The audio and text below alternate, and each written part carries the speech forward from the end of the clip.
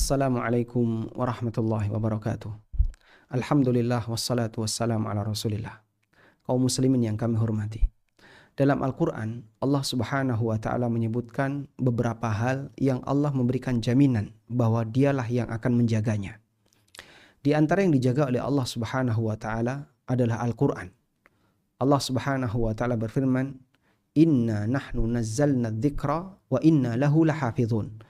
Sesungguhnya kamilah yang menurunkan al-dzikra, yaitu Al-Quran. Wa inna lahu lahafidhun, dan kami yang menjaganya. Allah memberikan jaminan bahwa Al-Quran akan dijaga oleh Allah. Penjagaan itu dalam bentuk tidak ada bagian Al-Quran yang dipalsukan oleh siapapun. Sehingga pada waktu Al-Quran turun dari Jibril alaihissalam, kemudian disampaikan kepada Nabi SAW, yang itu merupakan wahyu Allah. Allah jaga. Tidak ada perubahan, tidak ada yang berubah, tidak ada yang geser, tidak ada yang ganti. Semuanya persis sebagaimana yang Allah firmankan.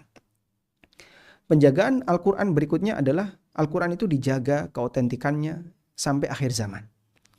Sehingga upaya apapun yang dilakukan oleh manusia untuk memalsukan Al-Quran tidak akan pernah berhasil. Allah subhanahu wa ta'ala yang menjaganya. Sehingga jaminan inna nahnu nazzalna dzikra wa inna lahu lahafidhun datang dari Allah.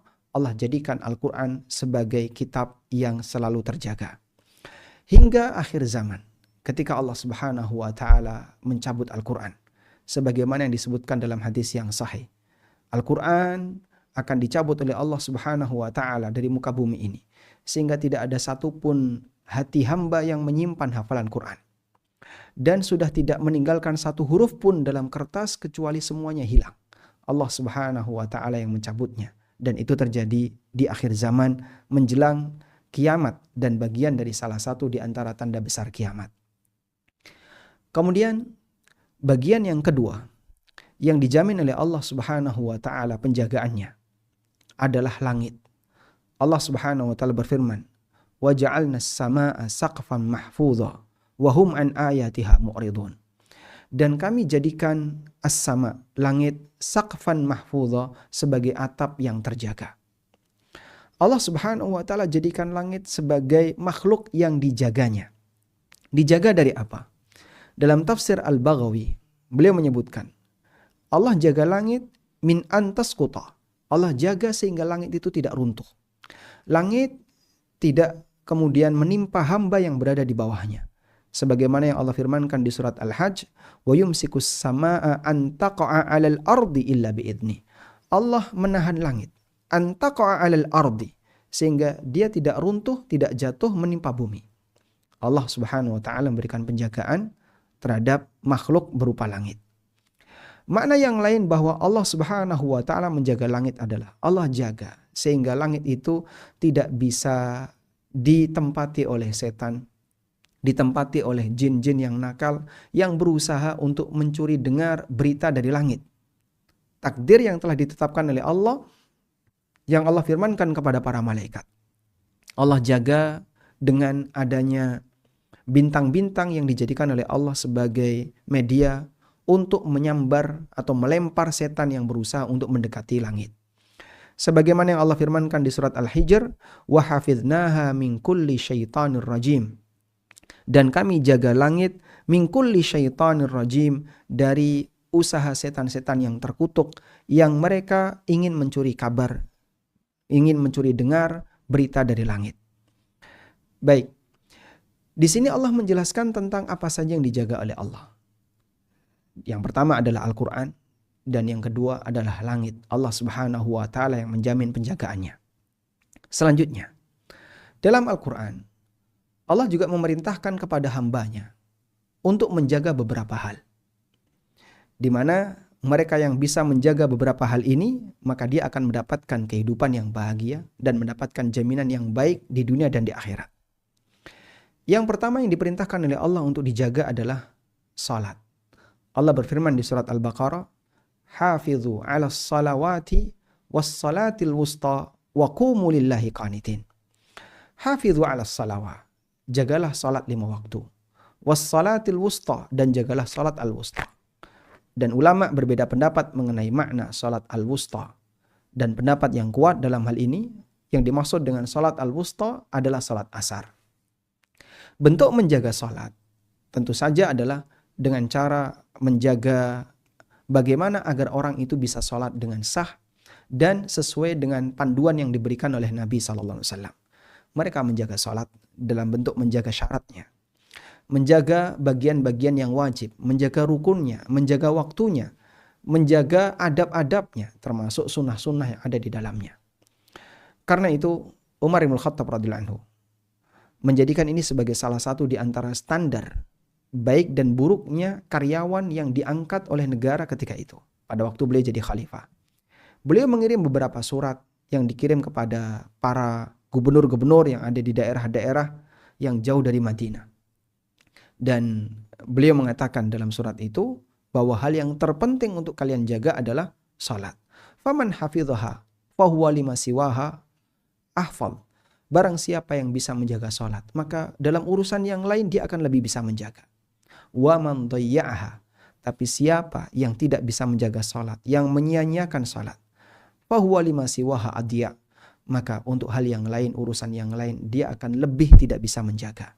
Demikianlah karakter orang yang menjaga salat. Bagian kedua yang diperintahkan oleh Allah Subhanahu wa taala untuk dijaga adalah sumpah. Di surat Al-Maidah, Allah Subhanahu wa taala menjelaskan tentang kafarah sumpah. Ketika seseorang melanggar sumpah, apa yang harus dia lakukan?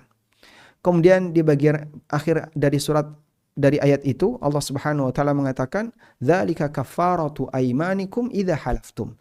Demikianlah keterangan tentang kafarah sumpah kalian apabila kalian melanggar sumpah. Lalu Allah mengatakan, "Wahfadzu aimanakum." Jagalah sumpah kalian. Apa makna menjaga sumpah? Bentuk menjaga sumpah ada 3. Yang pertama, sebelum bersumpah, maka bentuk menjaga sumpah adalah agar orang itu tidak banyak bersumpah. Jangan terlalu mengobral sumpah, apalagi dalam urusan dunia. Terkadang ada sebagian orang yang dia suka bersumpah, bahkan dalam urusan berdagang, dalam urusan dunia, dia mudah bersumpah. Karena itu Nabi SAW memberikan peringatan berkaitan dengan orang yang suka bersumpah ketika transaksi, ketika berdagang, dalam rangka meyakinkan calon konsumennya. Kata beliau, al-halifu munafiqatun lisil'ah mumhiqatun lil barakah. Orang yang bersumpah ketika dagang mungkin bisa melariskan dagangannya, namun perlu diingat, mumhiqatun lil barakah itu bisa menghilangkan keberkahan dari dagangan yang dia lakukan. Maka bentuk menjaga sumpah adalah jangan banyak bersumpah, jangan mudah bersumpah. Yang kedua, ketika orang sudah bersumpah, maka bentuk menjaga sumpah adalah jaga jangan sampai batal. Lakukan konsekuensi sumpah. Sehingga seseorang misalnya bersumpah, demi Allah, saya akan A, saya akan B, saya akan C. Maka wujudkan sebagaimana apa yang dia ucapkan dalam sumpahnya. Itulah salah satu di antara bentuk menjaga sumpah. Kamu telah menyebut nama Allah dalam kalimat sumpahmu.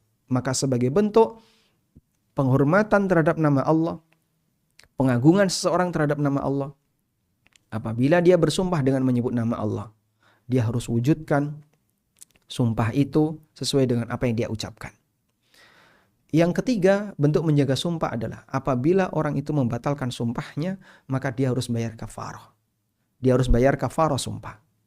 Yang dijelaskan oleh Allah di surat Al-Maidah ayat 89. Selanjutnya, bagian ketiga yang Allah perintahkan dalam Al-Quran dengan lafaz perintah menjaga adalah menjaga kehormatan, menjaga kemaluan. Sebagaimana yang Allah perintahkan di surat An-Nur.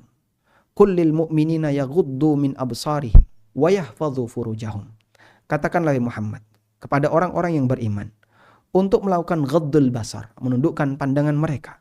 Wa yahfadhu furujahum, dan menjaga kemaluan mereka. Bentuk menjaga kemaluan adalah dengan cara orang tidak melakukan praktek zina dan seluruh yang bisa mendekati zina. Karena di antara ciri orang yang beriman adalah mereka yang bisa menjaga kemaluan. Ya. Mereka yang bisa menjaga furuj mereka, bisa menjaga kemaluan mereka. Illa ala azwajihim aw ma malakat aymanuhum fa innahum ghairu malumin, kecuali ketika disalurkan bersama pasangan, istri yang sah, suami yang sah, dan dengan budak perempuan yang itu diizinkan oleh syariat, fa innahum ghairu malumin, tindakan semacam ini tidak tercela. Sehingga Allah Subhanahu wa taala melarang orang menyalurkan syahwatnya ke jalan yang salah, dan Allah berikan solusi yang halal, yaitu dengan cara pernikahan atau melalui hubungan dengan budak wanita. Baik. Dan menjaga kemaluan salah satu di antara 5 hal yang dijaga oleh syariat, yaitu hifdzu al-ird wan nasal, menjaga kehormatan dan keturunan. Karena dengan dijaganya kehormatan, status nasab manusia akan menjadi jelas. Si A anaknya siapa, si B anaknya siapa, si C anaknya siapa. Sebab yang membedakan antara manusia dengan binatang adalah mereka makhluk yang bisa bicara, yang bergerak, dan punya jalur nasab. Binatang nggak punya seperti ini. Oleh karena itu Allah Subhanahu wa taala perintahkan manusia untuk menjaga kemaluannya agar mereka punya garis nasab yang jelas. Dan itu bagian dari ad-daruriyatul khams, 5 hal yang dijaga oleh syariat. Bagian yang keempat yang diperintahkan untuk dijaga adalah menjaga hududullah, menjaga batasan-batasan Allah. Sebagaimana yang Allah sebutkan di surat At-Taubah, Allah menceritakan tentang ciri-ciri ahlul jannah, penduduk surga. Lalu Allah sebutkan seperti apa ciri ahlul jannah itu. Allah mengatakan, At-taibun al-abidun al-hamidun as-saihun ar-raki'un as-sajidun al-amiruna bil ma'ruf wan nahuna 'anil munkar. Mereka orang yang rajin bertaubat, rajin ibadah, banyak memuji Allah. Mereka adalah orang yang rajin rukuk dan sujud, rajin memerintahkan amar ma'ruf dan nahi mungkar. Kemudian di bagian akhir ayat Allah mengatakan, wal hafizuna li hududillah, mereka adalah orang-orang yang bisa menjaga hududullah, batasan-batasan Allah. Yang dimaksud dengan batasan Allah adalah aturan-aturan yang Allah tetapkan. Allah punya aturan, mana yang halal, mana yang haram, mana yang boleh, mana yang dilarang. Kapan sebuah amal perbuatan terhitung sah, kapan amal perbuatan itu terhitung batal. Ini ada bagian wajib, ini bagian sunnah, ini bagian rukun, dan itulah aturan-aturan Allah, hududullah. Sehingga ketika seseorang misalnya melakukan sholat, dalam sholat yang dia kerjakan ada wajib sholat, ada rukun sholat, ada syarat sholat. Maka dia mengakui aturan itu, bahwa sholat itu ada rukunnya, sholat ada aturannya, berarti dia mengakui hududullah. Orang yang dia tidak peduli dengan hududullah, maka dia akan menjalankan ibadah sesukanya. Sehingga kadang dia tinggalkan yang wajib dengan alasan nggak apa-apa, nggak apa-apa, nggak apa-apa. Akhirnya banyak sekali bagian wajib dalam ibadahnya dia tinggalkan. Dan contoh yang paling banyak terjadi seperti ini adalah dalam praktek pelaksanaan haji. Terkadang ada banyak fatwa yang berkeliaran, kemudian mengatakan nggak apa-apa seperti ini, nggak apa-apa seperti itu. Akhirnya banyak orang yang tidak mabit di Mina. Banyak orang yang dia tidak tawaf wada. Banyak orang yang bahkan tidak mabit di Muzdalifah dengan alasan nggak apa-apa, nggak apa-apa. Maka mereka tidak menjaga hududullah. Pada dalam ibadah, di situ ada batasan-batasan yang ditetapkan oleh Allah, ada aturannya. Maka ketika seorang hamba menjalankan ibadah dan dia banyak melanggar hududullah, bisa jadi ibadahnya tidak diterima. Ibadahnya bahkan tidak sah. Karena itu kita perlu perhatikan hududullah dalam masalah ibadah. Hal yang sama juga hududullah dalam masalah muamalah. Ada bagian yang halal, ada bagian yang haram. Dan hamba tidak diperbolehkan untuk mengambil yang haram. Pada saat dia melakukan aktivitas muamalah, kemudian dia memudahkan diri dengan beralasan enggak apa-apa, yanti yang penting kamu zakat, yang penting kamu sedekah, padahal dia mengambil harta haram, maka dia melanggar hududullah. Dan terkadang antara satu orang dengan orang yang lain saling memotivasi untuk melanggar aturan Allah dalam masalah muamalah. Termasuk diantaranya adalah berkaitan dengan masalah keabsahan akad. Banyak orang yang melanggar melakukan akad nikah tanpa wali, akad nikah tanpa saksi, bahkan tanpa izin wali yang sah, bahkan tanpa sepengetahuan wali yang sah. Itu semua adalah bentuk pelanggaran hududullah. Maka mereka yang peduli dengan aturan Allah, dengan cara dia belajar, kemudian berusaha untuk mengenali apa saja aturan Allah, itulah bentuk menjagaan hududullah. Kemudian dia beramal, beraktivitas sesuai dengan aturan yang telah Allah tetapkan. Itulah bentuk al-hafizuna li hududillah. orang-orang yang menjaga hududullah. Kemudian yang kelima, yang diperintahkan oleh Allah untuk dijaga. Allah arahkan perintah ini kepada para wanita. Sebagaimana yang Allah sebutkan di surat An-Nisa. Allah bercerita tentang seperti apa karakter wanita salihah. Allah Ta'ala berfirman, "Fas-salihatu qanitatun hafizatun lil ghaibi bima hafizallah." Wanita yang salihah adalah wanita yang qanitat, wanita yang taat. Taat kepada siapa? Taat kepada Rabb-nya dan taat kepada suaminya. Taat kepada Allah, dia menjalankan perintah syariat. Dia menjalankan aturan syariat. Dia meninggalkan larangan syariat. Maka wanita yang taat kepada Allah, dia jaga kewajiban ibadahnya. Salatnya, puasanya. Dia hindari perbuatan-perbuatan haram. Dia tidak berbuat syirik, tidak main dukun, tidak berbuat zina, dan seterusnya. Dan juga taat kepada suaminya. Dia nurut kepada suaminya ketika suaminya memerintahkan sesuatu selama tidak melanggar aturan Allah. Kemudian kata Allah, hafizatun lil ghaibi bima hafizallah. Wanita ini bisa menjaga lil ghaibi ketika suaminya tidak ada. Apa yang dijaga? Bima hafizallah, yang wajib untuk dia jaga. Yang Allah perintahkan untuk dijaga. Apa saja yang Allah perintahkan untuk dijaga? Allah perintahkan untuk menjaga anak-anaknya. Allah perintahkan untuk menjaga harta suaminya. Allah perintahkan untuk menjaga kehormatannya. Walaupun suaminya tidak ada, dia tidak seenaknya menggunakan harta suaminya.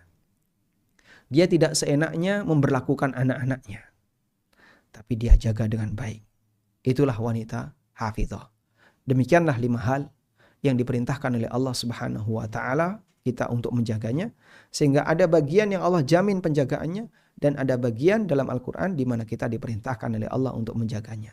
Semoga Allah Subhanahu wa taala menjadikan kita sebagai hambanya yang mampu menjaga aturan-aturan Allah dan syariatnya. Wassallallahu ala nabiyyina Muhammadin wa ala alihi wa sahbihi wasallam.